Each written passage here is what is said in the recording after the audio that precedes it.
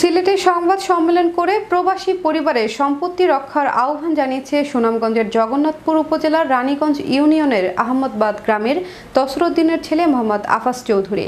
বুধবার দুপুরে সিলেট নগরী ইমোজা মিলনায়তনে আয়োজিত সংবাদ সম্মেলনে আফাস চৌধুরী দাবি করেন, উপজেলার আহমদাবাদ কোবাসপুর গ্রামের যুক্তরাজ্য প্রবাসী মৃত নূর মিয়া চৌধুরীর ছেলে শাহ সুবা চৌধুরী, শাহ সাহব চৌধুরী, মৃত শাহ নেওয়াজ চৌধুরী, মৃত শাহ কুতুব চৌধুরী ও শাহ ইদ্দুজ্জোহা চৌধুরীর চাচাতো ভাই এবং তাদের পারিবারিক স্থাবর অস্থাবর সম্পত্তির কেয়ারটেকার।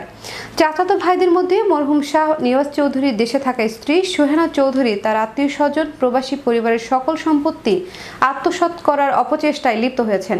সহযোগীদের নিয়ে তারা খামার, কৃষি জমি সহ একের পর এক সম্পত্তি জবরদখল করছেন। জাল চুক্তিনামা তৈরি করে সহযোগীদের হাতে তুলে দেওয়া হচ্ছে পারিবারিক সম্পত্তি। এর প্রতিবাদ করলে মারধর ও প্রাণনাশের হুমকি দেওয়া হচ্ছে।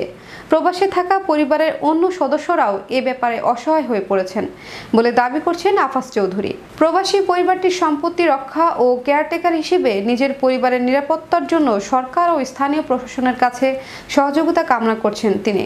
আমরা বর্তমানে পরিবার নিয়ে যুক্তরাজ্য ও লন্ডনে বসবাস করে থাকি। আমি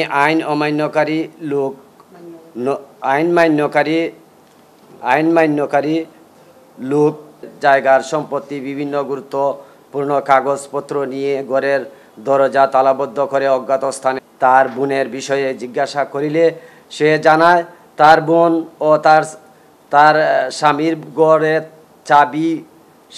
ঘরের চাবি ও তার কাছে নিয়ে কোথায় যেন সে চলে গেছে।